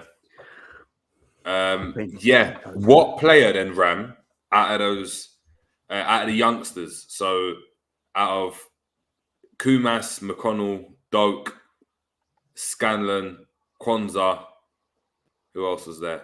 And Jarosz. Which one impressed you most? Only one. Actually, there's two, Jamie. Yeah. The second one is one of them is obviously Ben Doak. Yeah. The other one was Jarrell Konza. I was very impressed with him. Yeah. Jamie's like, no, you. Jamie's like, I would. I just no. I get what you're saying. He did stand out more than the other lot. Yeah. He was whenever he had a defensive situation, he did well with it. Very, very comfortable on the ball. And yeah, he was dominant. He was dominant. He was very, very good. I wanted to see what he was about. And he didn't disappoint, in my opinion. I think he did very, very well for himself. I think he got sold out for that second goal. We'll get to that later. But yeah, all in all, he was actually quite good. He was quite good. Ben Doak, obviously, he loves to take on his man. He did really, really well. And he's a lot more direct than a lot of the youngsters are. So for me, it's those two. I think Konza deserves a little bit of praise, and I thought Dirk was very good as well. Yeah, I will say Jarrell Konza, he's 20, isn't he? And he's massive. He's like, you know how we say how big Ibu is? He's taller than JJ. Yeah, Konza's like that, man. He's a lump, man. How tall is he? He's like 6'5", 6'4". Yeah, he's a big man. I'm 6'4", so. Oh, I thought you're like 6'2". No. He's a big lump. He's a big lump. Yeah, he did look good. I know the academy really rate him. They really rate him. They think he's got a bright future. He's probably better than Joe Gomez. He's probably better than Joe Gomez. He was a lot better than what I've seen. Yeah, he was comfortable. Maybe he was comfortable. But... I mean, I don't know, though. At 20 years old, he needs a loan. I think for 100%, he needs a loan to a decent team. I don't know these years. I know Ben Doak, though. That kid ain't going nowhere. If we loan out Ben Doak, it's a mistake. See, I disagree. I disagree on that one. Liverpool. I think Ben Doak, you loan him out, and look, we're only ranting and raving about Bellingham and ranting and raving about Tchouameni and Camavinga and all these players because they played every single game for their club. Saka even. They played every single game from when they were like 17, 18. I know he's that age right now. I believe he's 17. He needs to play every single game, and you play him at the highest level possible and see if he can handle it. This wrapping players in cotton wool, it just doesn't work. When was Rooney? When was Mbappe? When was Bellingham? Sancho even? Even a Martial? You go further down the pecking order in terms of the ratings of these players and what they've gone on to become, and the amounts of fees that people have spent on them. They only become these players because they're able to go and play every single game. I agree, but I'd have him in my squad. He'd play a lot next season if it was me, as manager. I'd literally have him in the match day squads every week. No, but does he play? So what Yeah, I'm play. saying is, are you saying play. he's playing 40 minutes minimum every single game? 30, 40 minutes. I can't see why. There's something about him. There is definitely. I think we can all agree there is definitely something about him. He plays a lot older than his age with his ability. His touch control at dribbling might be the best in our club apart from Diogo Jota. It literally might. His touch control. And what I mean by that is that the ball don't leave his foot. He's got very good touch control. And he plays with his head up. When he runs, he runs tall. He's running tall because he's always looking.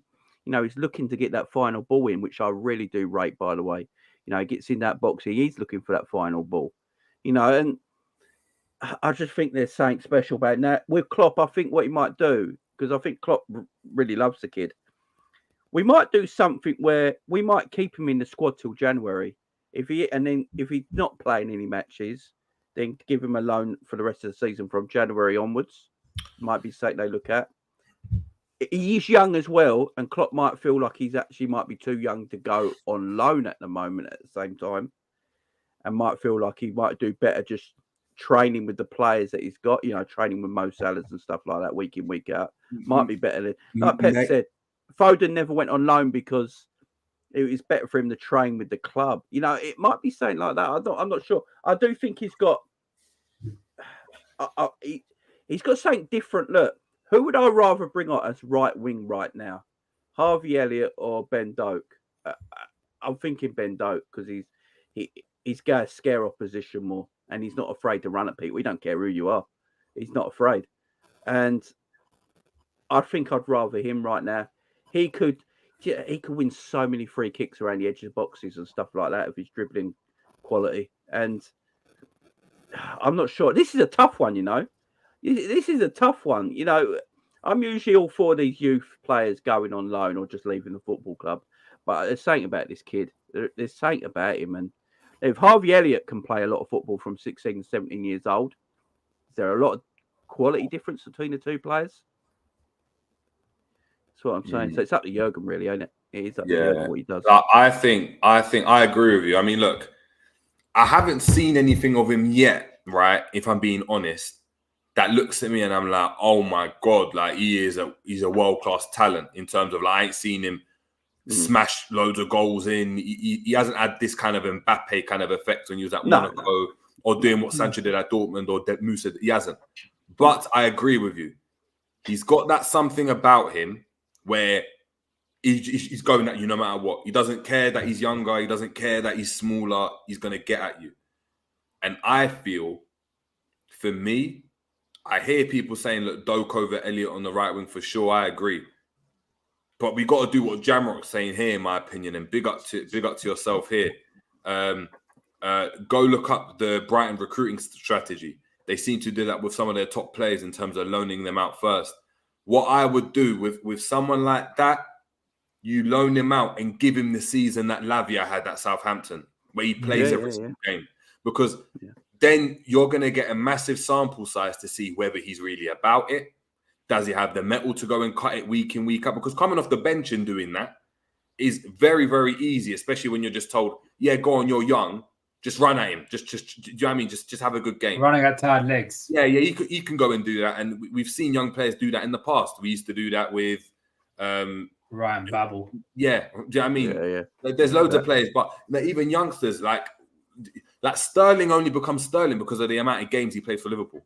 So if we're rating Doak like that, and I'm not too sure yet, but if we're rating him that highly, dish him out on loan now. Because let's be honest, barring a mad kind of fluky, crazy injury to Salah where he's out for any sustained period of time, Salah plays every single game, no matter what. Yeah. And he's playing 90 minutes 98% of the time.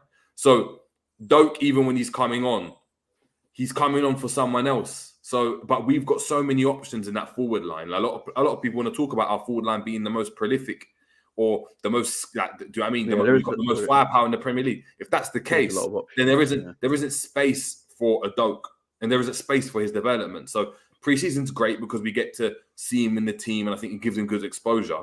I think the next step for him now is you're going out on loan to Luton Town as an example, or you're going on loan to you're going there where you know what, you're playing every single game, and you're going to go and learn.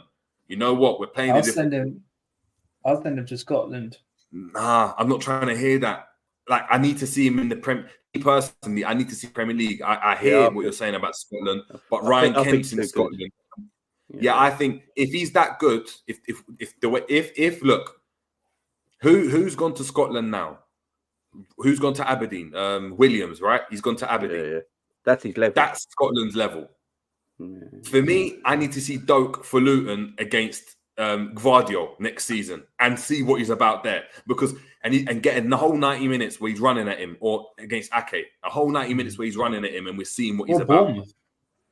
Yeah, or Bournemouth. If there's space for that, if there's space, if they're going to give him game time, then yeah, I think it's any team that's going to come in and give him that opportunity. And I think we could have a player there. We could, but he needs to play games. If he doesn't play games, we'll never know. But you are right, though. He does actually need a loan. So I was just thinking, I know people in the chat are saying let him play Europa League. I don't think he can qualify for the new UEFA rules because he's not homegrown, is he? Because he's Scottish. But he's under 21.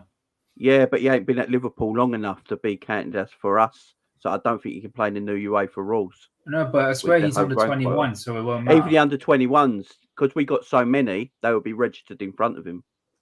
Oh, wow. It's something to do with about the new UEFA rules. I was reading this earlier.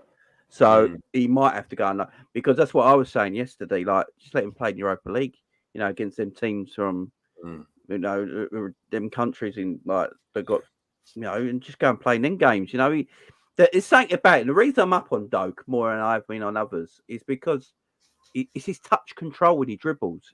There's technical quality there.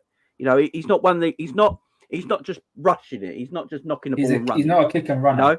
No, he's keeping the ball. He's using his feet. That's technical ability.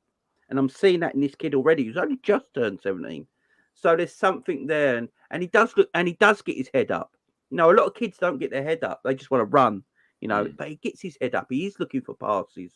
Yeah. So there's something about him where I think Liverpool got I think he's too good for under 23s, personally. I wouldn't have him playing in there. I wouldn't want him to get injured in the under 23s. But that's my point, and that's what will happen though. If he's on the bench, what will happen if he's on the bench and he's only getting 30 minutes, 40 minutes a game? He's going to have to make up those minutes on the under 21s. He's going to have to. We've seen it with Jones in the past. Loads of players. They get smashed up in there. What I would say, I'd send him on loan, especially, and it has to be in the Premier League. I hear what Jamrock's saying in terms of here. So big up to Jamrock saying, look, it would be good to send him overseas to Germany. But I agree with that. I think not only is he too young, because I don't necessarily think he's too young. I think you do that. I know it's going away from home, but we've seen what happens in Germany. He could perform well in Germany, come back to the Prem, and it's a different game now. So yeah, he's developed for the German game, but he comes to the Premier League, it's completely different. Look how Jadon Sancho's acclimatized. Jadon Sancho hasn't pulled up any trees, but do you know what I mean? Jadon Sancho in Germany was the hottest prospect, the best. Everyone was saying that he would acclimatize because he played most of his career in English football.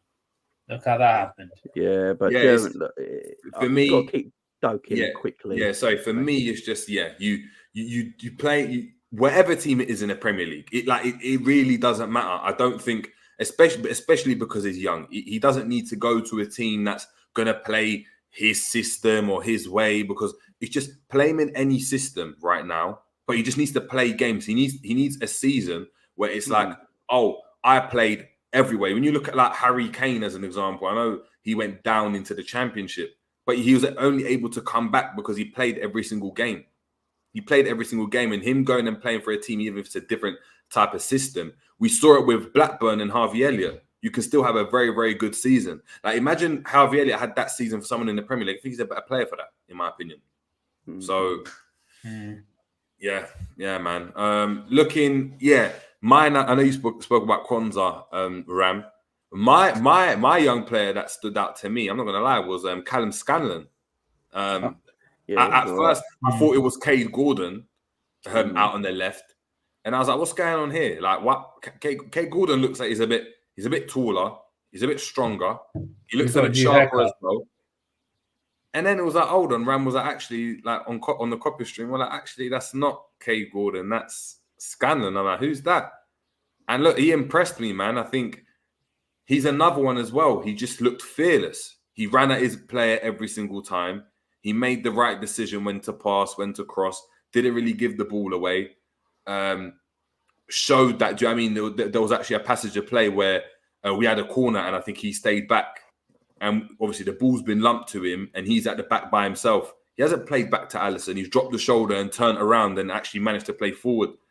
When I see stuff like that, I'm like, all right, I didn't know who you were at all, but you showed something there. Now, I'm not saying he's on the level of Doak. We've been aware of Doak for a much, longer period of time. And again, he's a forward. So I'm not saying he's going to turn up to everything.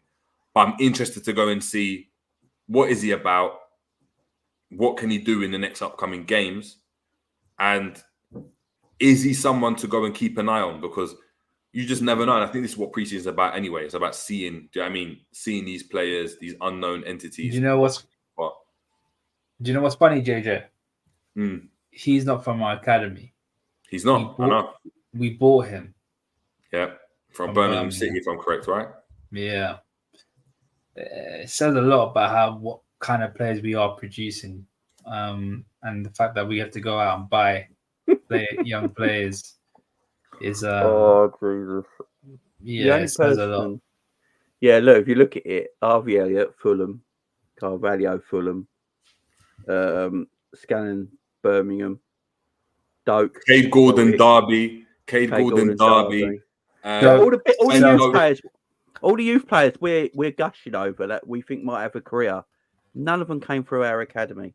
Now we polished them off, but all their hard training was done at other academies, and we just took a rag to them and polished them up a little bit. Do you know what I mean? That's all we've done. And then don't forget about them. Seth Vandenberg from Zwolle. Yeah, Liverpool very high on him. Very high. Yeah. In fact, I wouldn't have loaned him out this season. I would have kept him. Yeah, I hear you, man. Quick one before we wrap up, man. I think, obviously, Joel Matip, was very, very good in the game. I think he offers us something that no other centre back does, which is he's able to go and break through the lines. A lot of us highlighted that trait and attribute in Colwell when we were linked with him. Matip does that at a very, very good level. And I think he actually allowed Gakpo and Jota to play really well because he was the first pass before it got there. Popped it into him. He was able to go and set it off. The weight of pass was nice. He weren't just hoofing it over the top like Verge. Trying to frustrate me in that first half.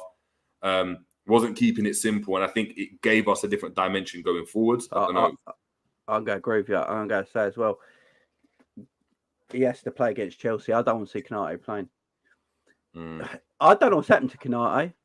I know there's a lot of hype around Konate. I get this all the time. I'm never allowed to talk bad about him because they're like, what are you talking about? Go back and watch the games. He's clumsy. He really is. He's clumsy. He almost gave the ball away yesterday as well, and they would have got one-on-one with the keeper. Matip is more assured. And what I don't get about this is one thing I'm starting to wonder about what Klopp's doing, because Klopp likes passing defenders and he likes a passing defensive midfielder, right? He can't pass. He just literally can't. He struggles with it. Matip's a better passer. Virgil's a better passer. Robbo and Trent are better passers. That's why that back four was a better back four. And I think Konate's got a bright future, massive, massive future. He's a young kid still. We all forget about that. We're acting like Konate's 28, like 23 or whatever he is. So young, got a lot of learning the game. I just feel like against Chelsea on the opening game of the season, I'd rather see Van Dijk and Matip together and stop this inverted crap because it don't work. We got undone 4 times by Karlsruher, a second division German team. And everyone says it's pre-season. I don't care. They cut us open at will with the inverted crap. I can't be doing it no more. Stop it. It's not going to work. We're going to get annihilated by teams. Yeah. Don't want to see it. And that's why Konate plays, because he's going to have to play that because he's quicker than Matip to get across. Yeah. I think we spoke about Gakpo and Jota already at depth because there was a lot of links with Darwin Nunez. I think he was obviously a very, very good performance from them. Two very good finishes from Jota. I think good finish from Gakpo as well with a Jota assist. Found this clinical edge. It was good to see. Tsimikas, Ram, I'm gonna give you like a couple minutes to chat about Tsimikas because like he looked comfortable on the ball. Going forward, he actually looked quite decent. Like I think he was comfy as he always is. But from a defensive standpoint, it's a liability. He's such a liability defensively. And people had a go at Robbo for his defensive performance. Yes, he's had some couple of stinkers here and there. But the one thing he's actually decent at is that at least he's positionally decent. At least he gets in the right positions. The only times he's been bad positionally is when we've been countered. Tsimikas positionally and everything defensively has just been absolutely dog shite the entire game. And I said this about a couple of months ago to JJ. I would have happily sold Tsimikas and getting a new left back because I don't think he's up that level anymore. And people had a go at me saying I'm being overreactive. I just want to get rid of getting rid of the wrong players. It's like, no, he's just not good enough. I just don't think he's good enough anymore. And I think we can get some decent money out of him. I think we'll get like a nice £16 million from him and go out and get a better left back. Because right now, Robertson's getting older and he's not looking that he's going to be able to play left back anymore.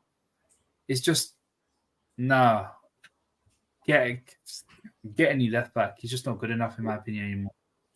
Yeah, you see the best parts of Tsimikas' game is going forward. That's the best parts of his game. He can't defend. He's a Greek Alberto Moreno. I've said it for ages. There ain't a lot of difference. Moreno was tremendous going forward. Defending was his liability. Same with Tsimikas. Exactly the same. Everyone gets gassed up because Robbo was so poor when Tsimikas came in. But if you go back and watch them games, Tsimikas was excellent when he knew Robbo weren't coming back anytime soon. As soon as Robbo was always back and ready to come back again, Tsimikas just went that way again for some reason. And Robbo came back in the team. He can't defend. Second goal, he can't defend. Simple as that. JJ and I were watching the game at Coppish. It was like, why is there such a big gap? And why is Constance being left so isolated and left with two man to mark? And we were like, oh, because Tsimikas is playing is pushed up so high. Like it's just it's not the first time either. No. Exactly. This is not the first time. This is not the first time he's done this. His positional awareness across the defensive line has been poor. That's why I don't play. Yeah. Simple as that. Last one we're going to go and talk about McAllister. Just to summarize, baller. Baller. Yeah, I don't know what else to say about it. I mean, look, I had a shot that went a bit wayward, but he's playing much more advanced than I thought he would. Well, he did play much more advanced than I thought he would in that first game. We don't know where he went up, but look, good, decent little cameo. 100%. Well, yeah, he's this man. People. I hear on the terrace sometimes and all that Arsenal fans saying he was a Europa League player. We bought Europa League players. So, like, did you even watch the World Cup final? I said it on my show. He was Argentina's best midfielder in the whole World Cup. And you get to Chelsea, all about Enzo. He outshot Enzo in the World Cup by a mile. Messi spoke about it. He always looked for McAllister to play the 1-2s off because he knew he'd get it back, and he'd get it back well. This kid's special, man. That the way he keeps the ball, and do you know what else I love about him? The way he wins it back. He always won the ball back. High in transition, counter pressing. Now, I don't know if McAllister purposely played that high up the pitch, or it's because how well Gakpo and Jota kept the ball, allowed McAllister to come forward and join in. And if that's the case, it's even more of a case why Jota and Gakpo have to start over everyone in the forward line at the moment, if that's the case. Because if McAllister, I want to see how well Szoboszlai plays with Gakpo and Jota as well. And see if he can get further forward like McAllister. Because if you've got a McAllister and a Szoboszlai in behind them two, and you go and get a really good defensive midfielder, and you let Trent go inverted and play alongside him, that's fucking dangerous. Him and Gakpo yesterday were just linking up so well. The one touches, the flicks, the turns. They were playing like as if they're playing back in the playground. It was so. What's the right? I said this on Coppish. We were malnourished with our midfield. We didn't have a lot of technique, and just seeing both Gakpo and not only McAllister play, Gakpo playing into him. Those interplays. Gakpo was playing better than he actually was playing last season. So everyone else just got better. It's just so good to see, man. It's so good to see. Jota said it in his interview, basically, didn't he? I like playing with players that got technical ability. If that ain't the biggest dig to Jordan Henderson, I've done. Because if you've got players with better technical ability in your midfield, you're going to get your best out of players like Jota and Gakpo's, because they don't have to just go and chase things now. They're playing 1-2s. They're coming in. They know if they need to come in, drift wide, pull back, because they can trust the bloke behind them. Before that, we got midfielders that were just like getting it, looking up, whipping it in. Watch Jota and that guy do with that. That makes them look worse. Yeah. So these players are going to look better for it, man, I think. But like you said, when you said about Jota earlier, because I weren't here, Jota, on his day, he might be Liverpool's best attacker, and I include Mo Salah in that. On his day, because I think he's a better finisher than Mo Salah. Dribbling wise with the ball, I think he's just as good. He doesn't have to rely on pace because he's got better balance. I said it last season, I would have sold Jota, but that was an injury thing because he was out for so long. Yeah, if you can stay injury free, we saw it at the end of the season. We saw it this friendly. He's a special player, a very special footballer that we need to look after.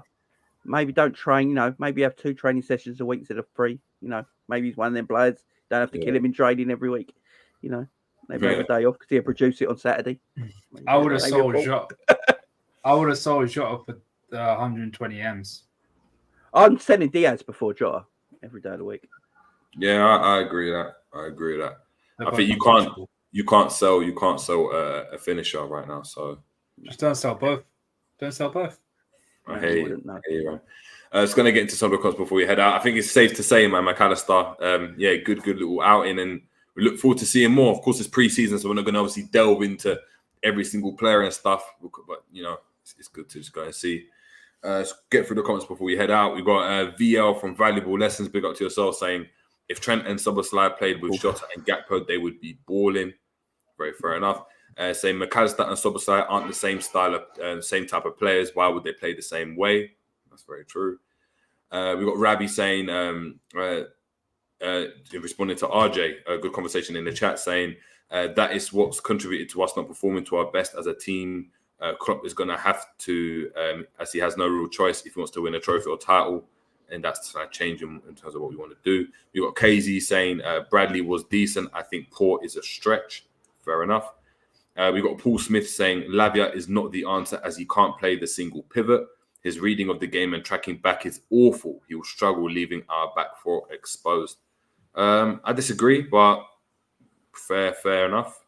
We've got Paul Smith saying Alan Varela, Martin Zubimendi and Andre Trinade, as they can both play single and double pivot and have serious ball retention. Yeah, I'll check that out. Alan Varela is already moving to Porto, apparently. Okay. Yeah, that's done. VL saying Trent as a CDM against low block sides. We've got Danny up the red saying Jones is techie. He just needs a run. I don't rate him like Jerry does, though. Yeah, I'm Jones is injected in my veins, unfortunately, man. Curtis, you might have to take Curtis's place away from him at the moment. I don't think so. I still don't think so. No. Someone's going to have to take it. I think Curtis is. Someone's going to take it. Yeah. I think Curtis should play on the left of the three right now. I agree. In that midfield. Because why would you drop him? He was great at the end of the season for 10 games. He had a great under-21s. He's in great form. Yeah, That's his spot right now. Someone should take it from him. Yeah, in my opinion. I agree. VL saying, I'm glad Klopp stopped with the Austria hell camp. Players always come back from it tired. Guardiola makes sure his players get maximum rest. That's true. Went back to his roots, man. Went back to Germany, innit? Yeah, still on the bike slow. We're going to Singapore instead. Hangover settings. Do you know what I mean? Yeah. We've got Bear saying Jones's injury behind him. He can also play as a 6. That's fair. We've got Crypto Nation saying Timber would have been perfect, in my opinion, at that right, but 100%. Timber. I saw a bit of the game that they played against the MLS All-Stars. Yeah, he looked really good, man. You looked really good on the ball. Like, just really, his positioning was really good. In the first game as well, he just fits in seamlessly. What is an MLS All-Star, by the way? Yeah, it's just all the players, isn't it? So like Messi would have been there if you had been in the team for longer. It'll be like Carlos Vela, Jermaine Defoe, like Ibrahimovic. So basically all their star players. Arsenal played a retirement game. Yeah, essentially. Sweet. Jay saying, a name I'm surprised that hasn't been mentioned is Kessie. I like him, but I just don't think he's a Klopp type of player. Stocks have dropped after he moved to Barcelona. Valuable lesson saying you win leagues by dominating the teams outside the top 6. Once we get 3 wins in a row, teams outside the top 6 will respect us and play low blocks against us. This is where Trent as a CDM can cause damage. Yeah. Interesting analysis. We've got Crypto Nation saying, I think our defensive structure is still a problem. Why do we still have 2 centre-backs always at the back, isolated or caught out? I think Jamie highlighted that, and I agree. VL saying teams respect City too much with the low blocks, and that's why they can get away with playing Stones as a CDM. Teams used to respect us as well, but we need to win 3 to 4 games in a row to get it back. I don't think it's a low block thing. I don't believe it's low block myth. I think Liverpool struggle against teams that won't have a go at them. Yeah, I think that's what Liverpool struggle against, because I've always heard that Liverpool struggle against low top block teams. I don't think that's really the case.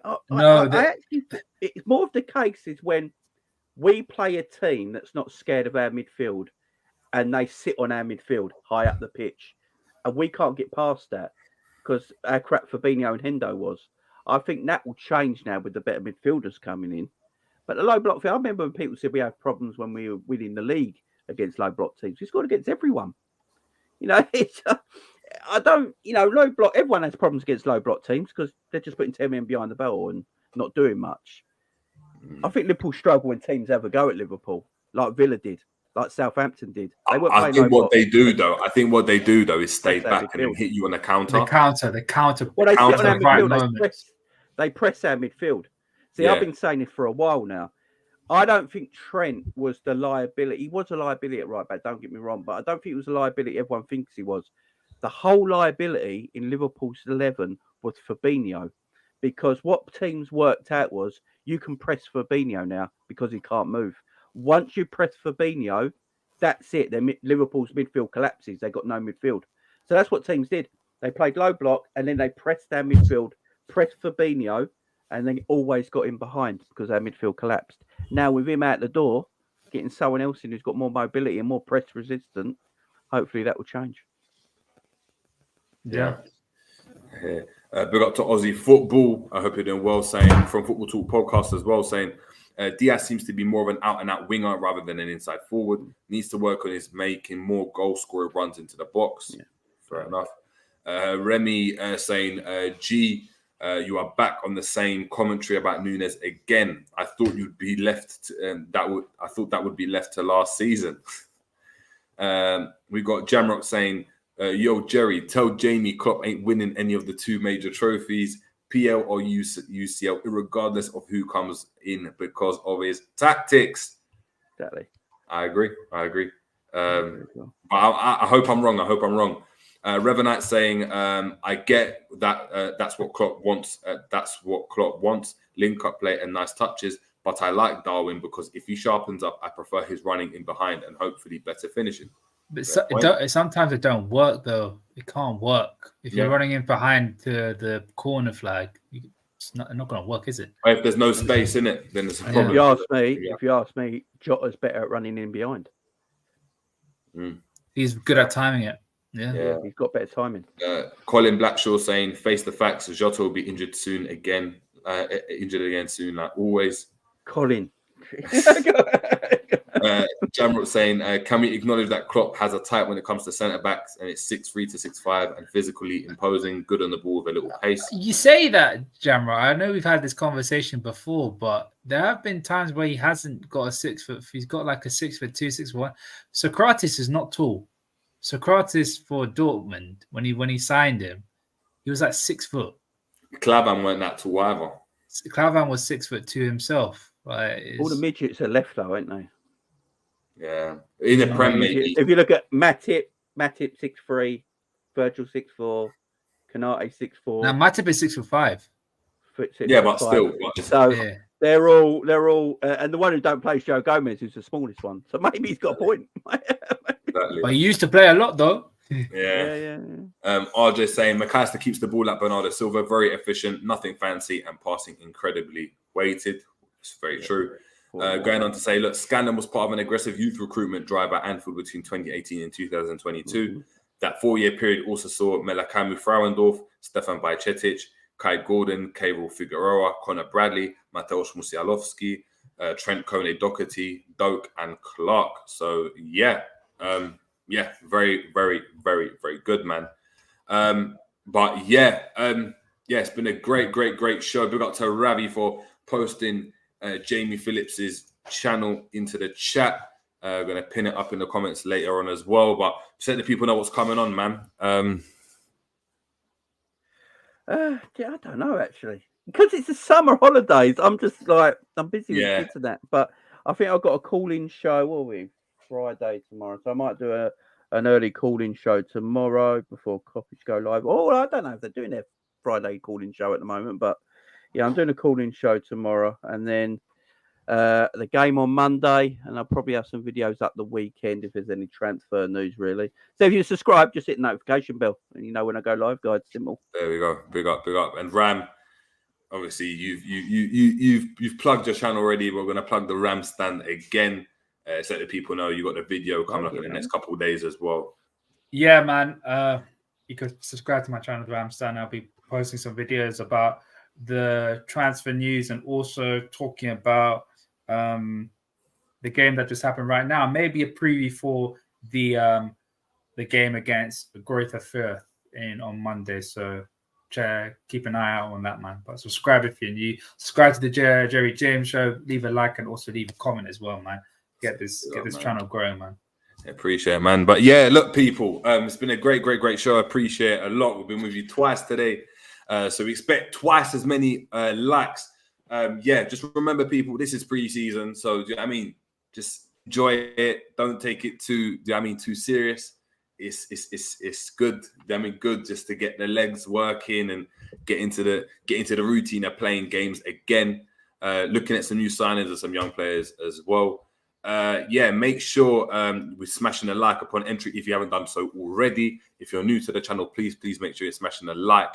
And for everyone in the live chat as well, once we're done, please let me know in the comments what you think of the game. Let me know as well. I want to know from all of you guys, who was the youngster that stood out to you guys? So I want one player, one first team player that stood out and one of the youngsters that stood out. And I want that all blasted up in the comments as well. And I want to chat that up and chop that up with you guys later on. But look, until next time, hit the notification bell because we're going to be live very, very soon. Tomorrow, maybe, but you have to wait on that.